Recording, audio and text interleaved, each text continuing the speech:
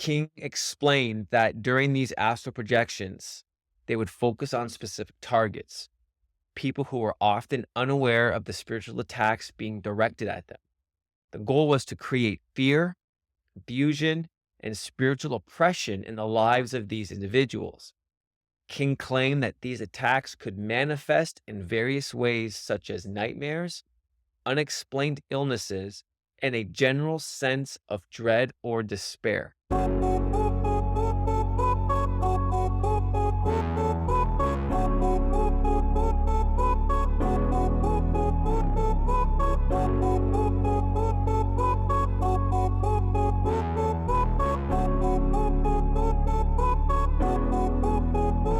All right, what's up, everybody? Welcome back to the Tattooed Preacher Podcast. This is episode number 48. And in this episode, we're going to be looking at something that freaks me right out. We've been looking at the occult over the last number of episodes from a biblical perspective. And then also we've looked at some various forms of the occult. But what we're talking about today is one part of the occult that freaks me out more than I think any other part that I've come across. I'm sure there's other stuff out there that I've yet to hear about or learn about, but what we're talking about today is astral projection gangstalking.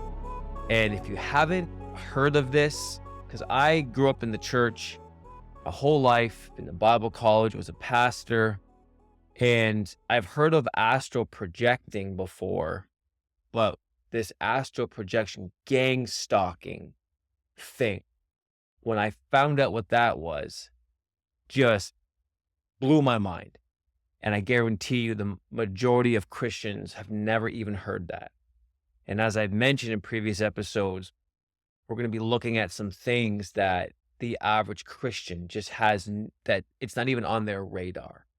And there's levels of spiritual warfare that's out there where the kingdom of darkness is waging war against Christians in ways that Christians just don't even know exist. That's a problem, because how can we stand against the enemy? How can we fight if we don't even know the battlefield? If it's not even on our radar, what's coming against us? So often Christians, we're just trying not to sin, trying to be good people, not do bad things. And the kingdom of darkness is so much more complex than that. And so this is one of these topics. And so we're going to get into astral projection, gang stalking. You're going to want to stick around for this. So that's where we're going. But as always, if you haven't yet, go follow me on Instagram, TikTok, YouTube. My handles is in the description box below. Go subscribe, go follow me there, posting regularly. And also, if you're watching this podcast on YouTube, or if you're listening to this on Apple Podcasts or Spotify, subscribe to the channel or leave an awesome review. That would just help me get this podcast out into podcast land. Well, here we go. Episode 48, astral projection gang stalking. Here we go.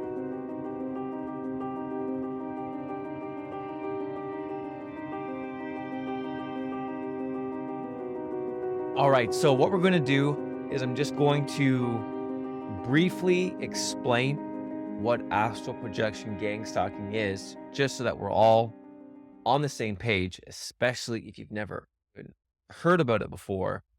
And then what we're going to do is just look at two real life stories from ex-Satanists who were involved in this and then got dramatically saved by Jesus and left that world. And so it's going to be two real life testimonies. So just to start us off here is what astral projection gang stalking is. So there's two components to this. There's the astral projection part, and then there's the gang stalking part. So astral projection, also known as out-of-body experiences or OBE, is a phenomenon where an individual's consciousness separates from their physical body and travels in an astral or spiritual form. This practice is often associated with deep meditation, near-death experiences, or certain states of consciousness. Those who experience astral projection typically describe feeling a sense of floating above their physical body, moving through different planes of existence, encountering various entities and environments. Astral projection usually begins with a sensation of vibrations or a shift in consciousness, often achieved through meditation or specific techniques designed to induce this state. The individual feels their astral body lifting out of the physical form, and they can navigate this state with a sense of awareness similar to waking consciousness. People report encountering a range of phenomena during astral projection, including meeting other astral travelers, seeing deceased loved ones, and exploring different dimensions or realms. The experiences can be vivid and profound, often leaving a lasting impact on the individual's worldview. So it's essentially this practice, this event where the spirit part of who you are, because we are not just meat suits. Every human is an actual spirit. We are spirit beings. And this practice, and I want to preface this whole thing again by saying this is astral projection, and astral projection gang stalking is not for Christians. This is a practice and a form of activity that should not be sought out by Christians outside of God. Now, what's interesting is you're going to see there are biblical stories. For example, in Ezekiel chapter 8, where it says God picks up Ezekiel by his hair, and then they travel to a different part while his physical body remains where it was. His spirit body gets transported with God to another place. Super interesting chapter. So this whole idea of astral projection, where your spirit body goes out of your physical body and you can move and travel and go to different places in the astral plane. That whole idea is in the Bible, but when Christians or people of God get caught up in that, it's God induced.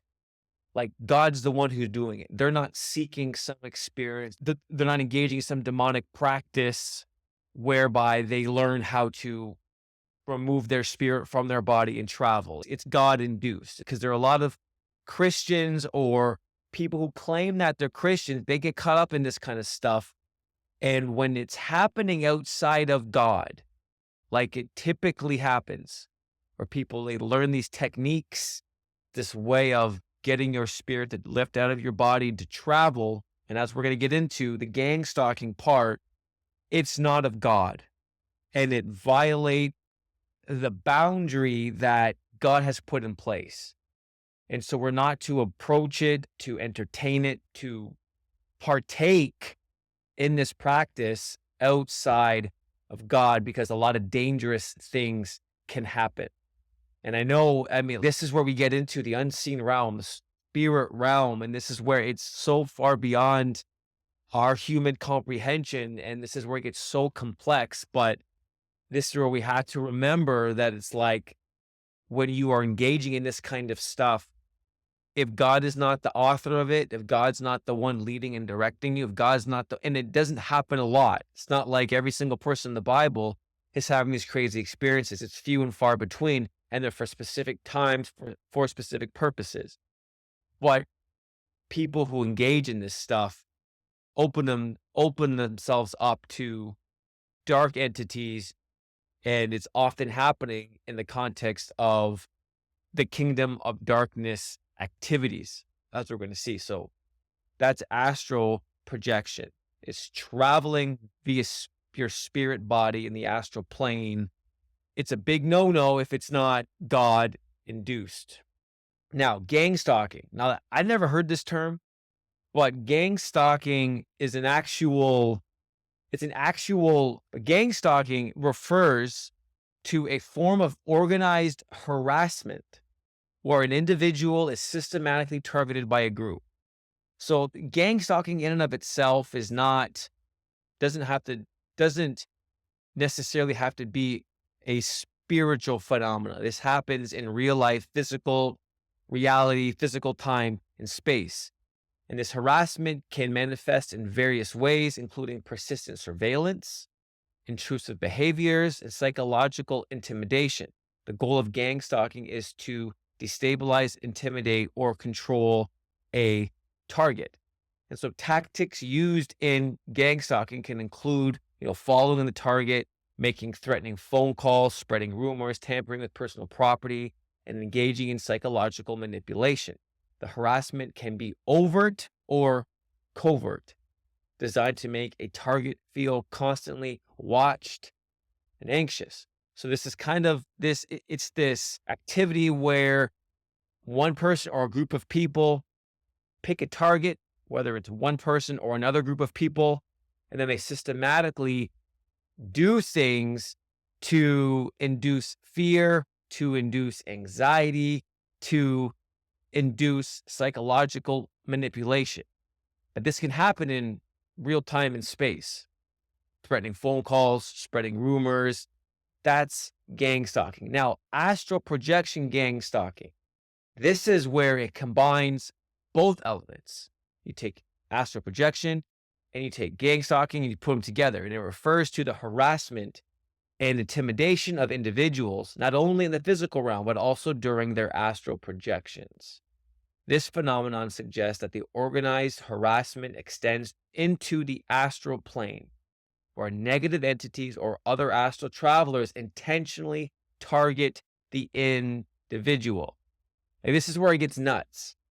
This is where it becomes like sci-fi or like something that you see in the movies, where there's a whole other battlefield out there where you can get your spirit body into the astral plane, the unseen realm, and then you can travel and then you can specifically target people or groups of people, perform gang stalking tactics, fear, intimidation, all this kind of stuff that we're going to see in these stories, not in physical space and reality, but in the unseen realm.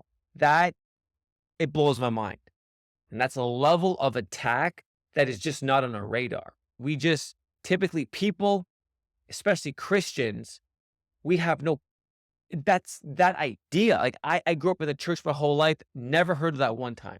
Not one time talking about, and I grew up Pentecostal, charismatic, not one time when we talked about spiritual warfare, which is a huge topic for Pentecostals and charismatics. Spiritual warfare. Not once was this idea ever brought up. So this is a whole other level of spiritual warfare that's crazy. During astral projection gang stalking, individuals may encounter malevolent entities or other astral beings that seek to intimidate or harm them. These entities might attempt to block the individual's spiritual progress, cause fear, or disrupt their astral experiences. In some accounts, these entities are described as dark, shadowy figures that exude a sense of dread and hostility. So there's two things going on here. There's the main one that we're going to talk about, people getting targeted via astral projection, where one person is just, let's say, in their bedroom, and then you have these other people astral projecting into their room without them knowing, causing them harm, fear, intimidation. So that's the part that we're focusing on. But there's other parts where you get into the astral realm and then you can fight each other in the astral plane. So this is like two people astral projecting, or groups of people astral projecting. And then there's a group of people who are in the astral plane targeting someone else who's in the astral plane. So that's a whole other subject, but that part I don't want to get into because Christians shouldn't even be involved in astral projecting anyways. So that's a subject for a different day. I want to just focus on people who get it, especially Christians who are getting targeted by one person or more than one person in the astral plane attacking in real time and space.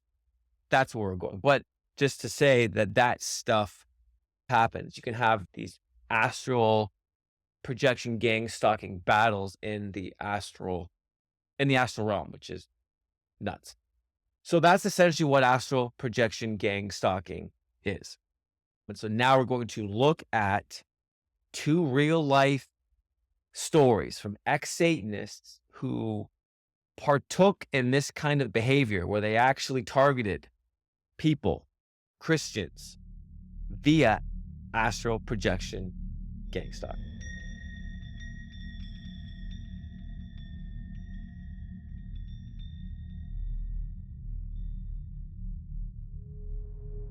Okay, so the first story that we're going to look at is with a guy whose name is Zachary King. Now, Zachary King was a former high-ranking Satanist who later converted to Christianity. And he was introduced to the occult at a very young age. Growing up in a troubled household, he was drawn to the power and control promised by dark forces. By his teenage years, King was fully immersed in Satanism, joining a coven where he quickly rose through the ranks due to his dedication and aptitude for occult practices. King's involvement in Satanism included performing rituals, casting spells, and engaging in various forms of spiritual warfare. Now, again, I just want to stop there because we've looked at this, especially from a biblical perspective, this whole idea of magic and casting spells. Like, this stuff is not just modern, and it's not just something that you just see on TV. It's not this this very light, innocent, naive kind of childlike, we're just going to cast spells. It's not just for cartoons. Like, this stuff is actually real. And it's been happening for thousands of years, and it's rooted in the dark arts. So casting spells, man, this is a legit practice that's not a game, and it shouldn't be played with. Now, among these practices, astral projection was a significant tool that he used to further the goals of his coven.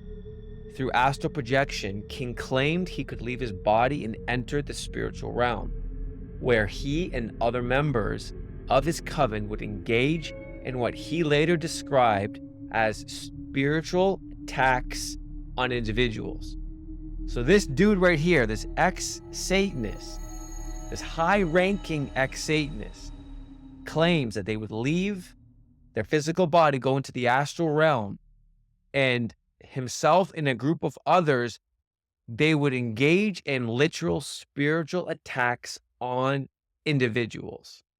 During his time in the coven, King was taught how to perform astral projection with the intention of harming others. So you learn this.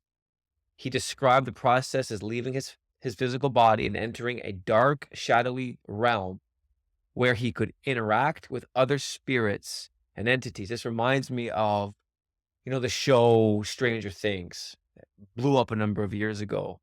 And when they were in the upside down world, I remember the one scene where they were in, I forget the names of the kids, but the one kid's house where the friend was in the upside down world, and he went to the friend's house in the upside down world, but he was stuck in the wall, and you could see the wall moving, but he couldn't get in, but they were separated by that, like, the veil was the wall. And so, like, they could kind of interact, but not fully interact. And this is kind of what I think about as I read this. It's like you enter a dark, shadowy realm where you could interact with other spirits and entities, just like they did in Stranger Things. In this state, King and other practitioners would target individuals they considered enemies or threats to their coven. So again, this is like talking about you're battling, man. You are attacking people who are seeking to undermine your coven. But you're not doing it physically, you're doing it in the astral realm. King explained that during these astral projections, they would focus on specific targets, people who were often unaware of the spiritual attacks being directed at them. The goal was to create fear, confusion, and spiritual oppression in the lives of these individuals. King claimed that these attacks could manifest in various ways, such as nightmares, unexplained illnesses, and a general sense of dread or despair.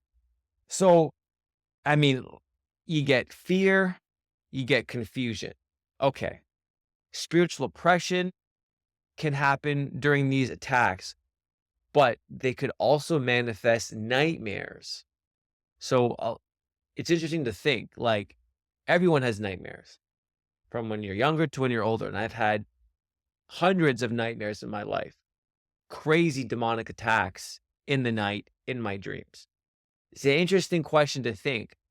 How many of those have been induced by an astral projection gang stalking attack? Like, you have no idea.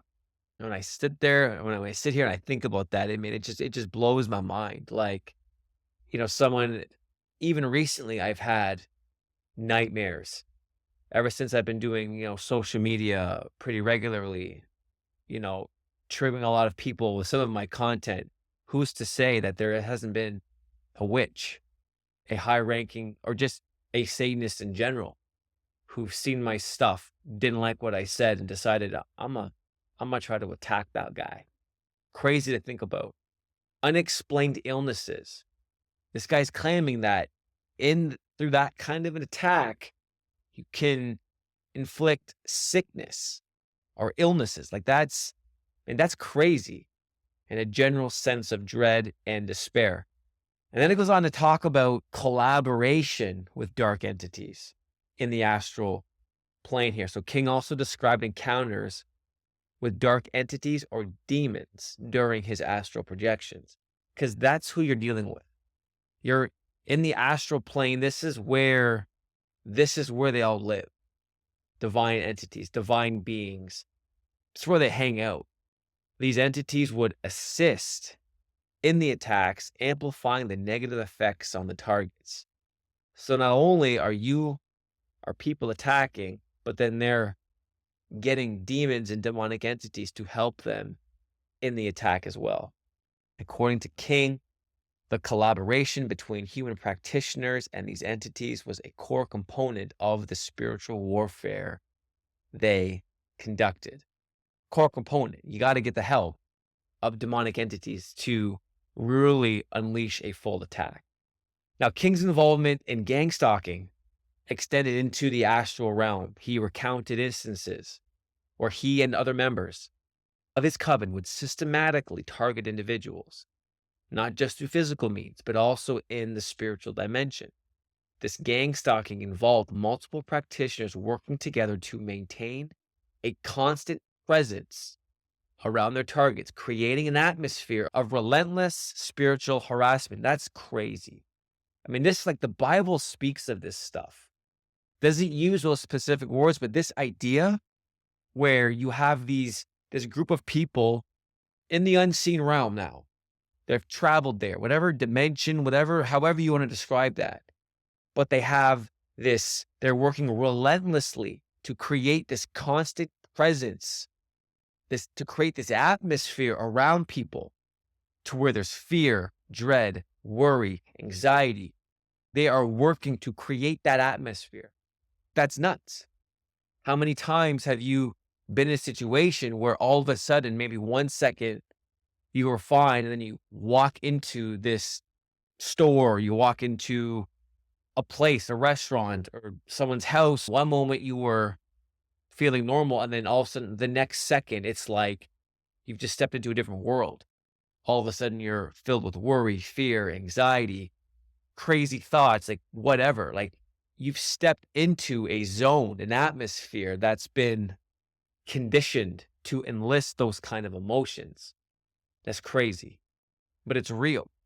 And I can't tell you how many times, because I'm an avid runner, and I remember, like, times when I'm running and I'll be going down one street and I'm cruising along, everything's fine, and all of a sudden I turn the corner and I'm running down a different street, and all of a sudden, boom, out of nowhere, just start getting pegged with like crazy thoughts, or I start feeling just, I'm anxious all of a sudden, or I feel afraid all of a sudden, just random things. And it's like, you have no idea what's happening or how much the spiritual realm, how much spiritual atmosphere can affect us here in the natural. And this is what he's talking about, creating that kind of an atmosphere. The intention behind this astral gang stalking was to weaken the resolve of the targets, making them more susceptible to further manipulation or control.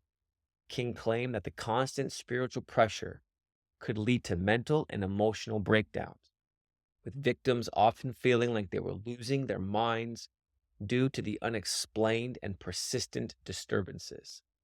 So it's like you have people. I mean, how many stories, how many times have we heard about people's lives and experiences where they have burnout. They're just driven to the point of utter despair. They want to end it.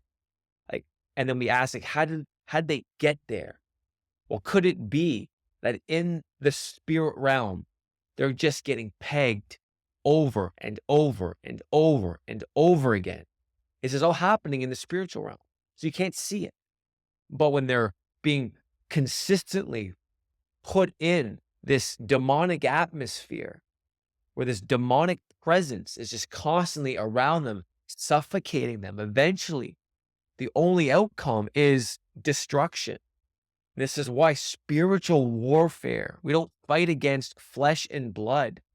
We're fighting against principalities and powers, cosmic forces and dark places. I mean, this is what Paul is talking about, where demonic atmospheres are being established around people's lives, in their homes, in their workplace, in just places in society.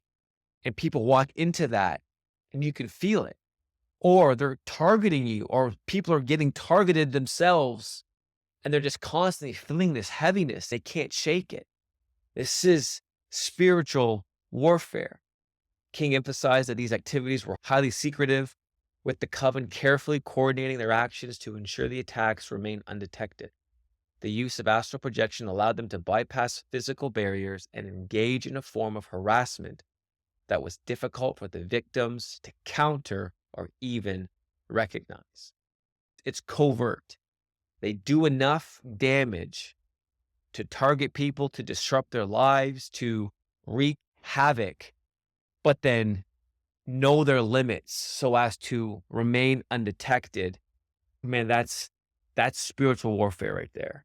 That's a level of spiritual warfare that goes completely under the radar in every church I've been a part of and every church that I've seen. Never heard anyone talk about this, where spiritual warfare is described this way, where it's actually a thing. Zachary King's life, though, took a dramatic turn when he had a profound spiritual experience that led him to Christianity. It's crazy. You have someone who's engaged in this kind of spiritual experiences, but when they come face to face and they encounter the presence of God, changes things, man. Because there's no power, there's no authority, there's no presence that can overthrow, that can take down God, push God back. When God's presence intervenes, when God's presence enters a space, nothing can stand against it. And after years of serving in Satanism, he encountered a woman who prayed over him, leading to a powerful conversion experience. King described feeling an overwhelming presence of love and light, which contrasted starkly with the darkness that he had known in his previous life. It talks about how he went through a whole renunciation experience, broke all those ties and did all that stuff. Now he's going around preaching for the kingdom of God and unleashing God's presence to others who are stuck where he was previously. That's an awesome story.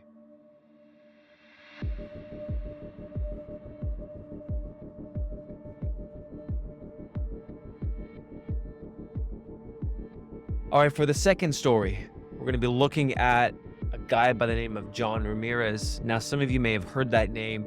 I think he's a bit more well-known, and there's a lot of interviews, podcast interviews, video interviews where he's been a part of, where he talks about his testimony and shares his journey from becoming a Satanist to Christian.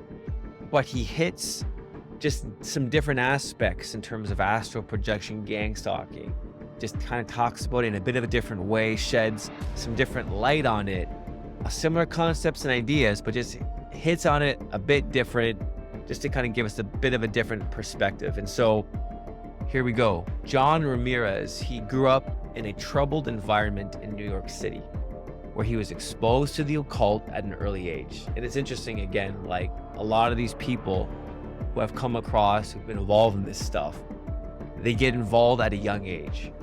Somehow, some way, the enemy has a door into these kids' lives. They grow up in it. And once they get a hold of you when you're younger, barring a miracle from God, it's like these kids are stuck.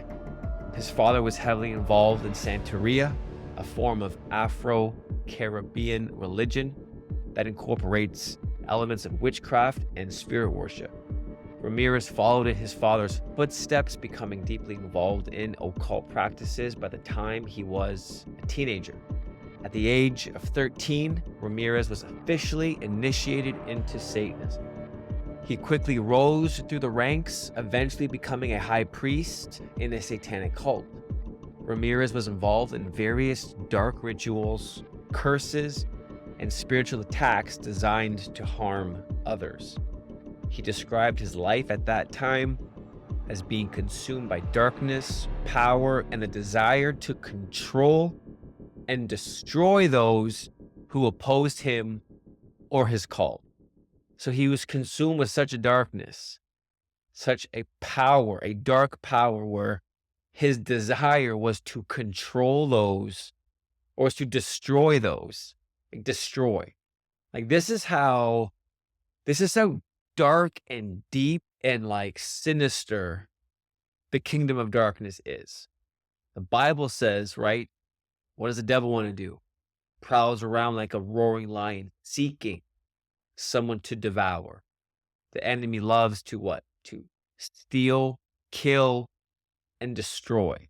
This is the heart of the kingdom of darkness, to destroy humanity, number one, but then more specifically to target God's kids, because the enemy hates the people of God, hates the people of God. One of the key practices Ramirez engaged in as a Satanist was astral projection. He learned to leave his physical body and travel in the spiritual realm, where he would carry out attacks on people that he and his cult targeted. These attacks were not just symbolic. Ramirez believed that they had real, tangible effects on the victims. Ramirez used astral projection to enter people's homes, disrupt their lives, and inflict fear and confusion. He described this as a form of spiritual assassination, where the goal was to weaken the person's will, health, and overall well-being. The attacks were often directed at individuals who were seen as threats to the cult or who were trying to leave the occult. It's like, this is where it gets personal. This is where it hits home, that they knew how to enter your home in the spirit realm for the purposes of disrupting your life, inflicting fear, inflicting confusion. It's like, he called it a form of spiritual assassination. I mean, that's crazy. Entering people's homes. And he's not even directing the attacks at Christians here. He's targeting people who are a threat to the cult, which could be Christians, but also people trying to leave. So it's like you have people trying to leave the occult, and they're getting attacked using the same means that they know. It's crazy. Ramirez also believed that during his astral projections, he was working alongside demons and other dark entities. These entities would guide and empower him, making his attacks more effective. So again, we see this collaboration between humans and demonic entities in the astral realm and the astral plane during these attacks. He described these experiences as intensely dark and filled with malevolent energy. He felt like a tool being used to spread chaos and destruction. they call it collaboration with dark entities, but you're like possessed, like you're being taken over, you're being controlled. As he said, you're being a tool, like you're being used in these attacks. And in addition to direct astral attacks, Ramirez was involved in what can be described as spiritual gang stalking. This involved multiple members of the cult working together to target individuals, both physically and spiritually, ensuring that they were constantly harassed and oppressed. So you have this spiritual or the astral projection attacks, but then when you get into the gang stalking, he describes it more of a team effort. It's like astral projection gang stalking is multiple people going after one person or multiple people in some kind of a coordinated attack. Ramirez and his fellow cult members would use astral projection to monitor and attack their targets from the spiritual realm. They would create an atmosphere of fear and paranoia, making the victim feel like they were under constant surveillance and threat. This was done to break down the person's mental and emotional state, making them more vulnerable to further attacks.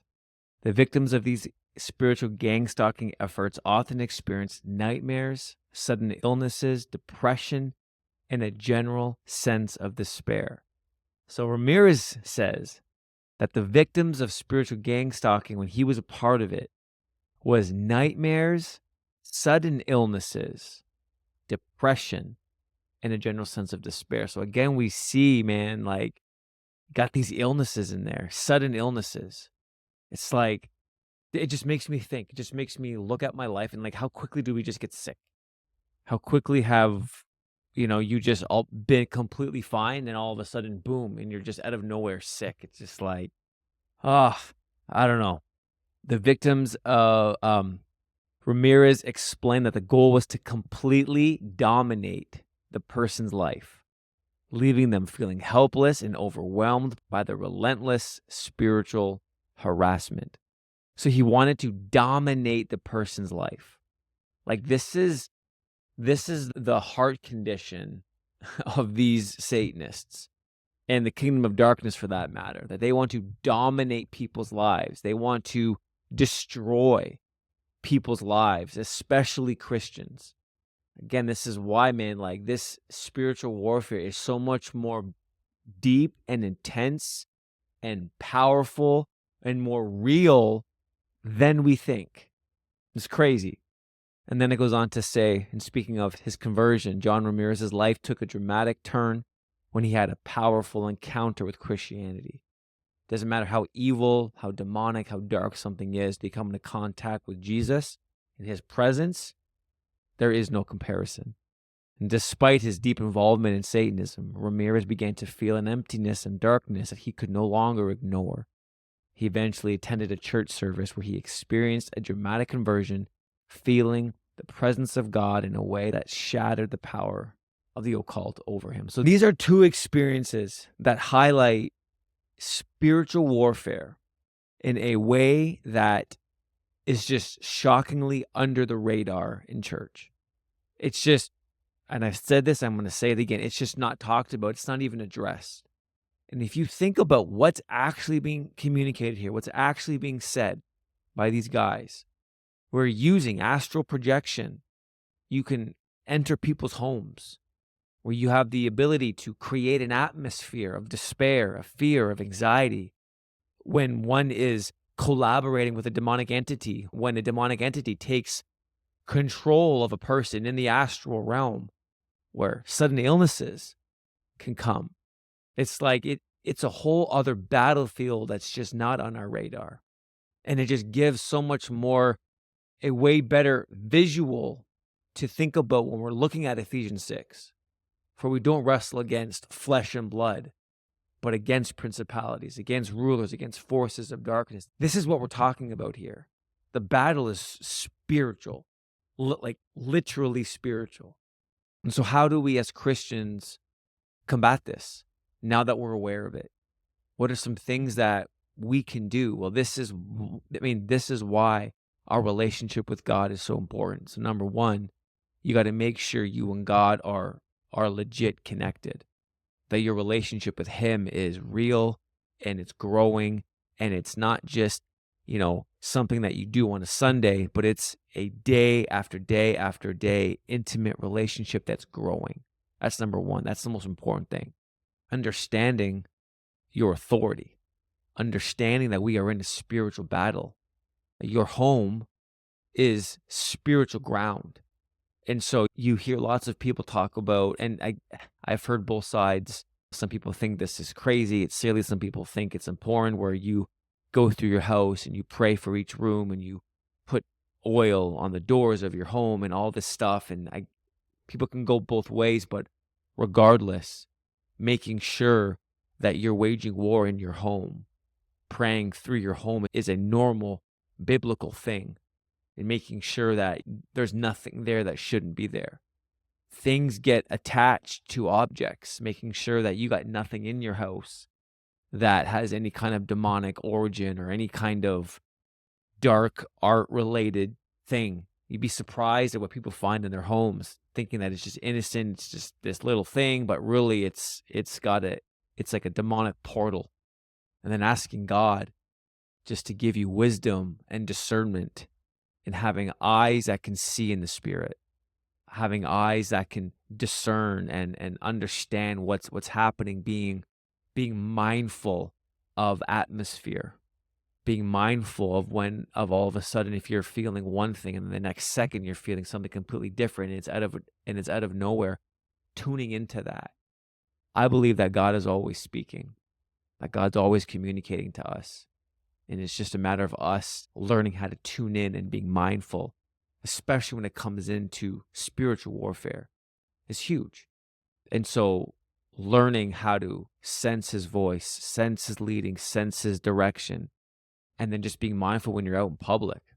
Like when you walk into a place, just being on guard, not just, it's so easy to get caught up in life and just go from one place to the next and just being numb to what's around you, but being intentional, knowing today, everywhere I go, there's a spiritual war taking place, and I need to be ready and I need to be alert.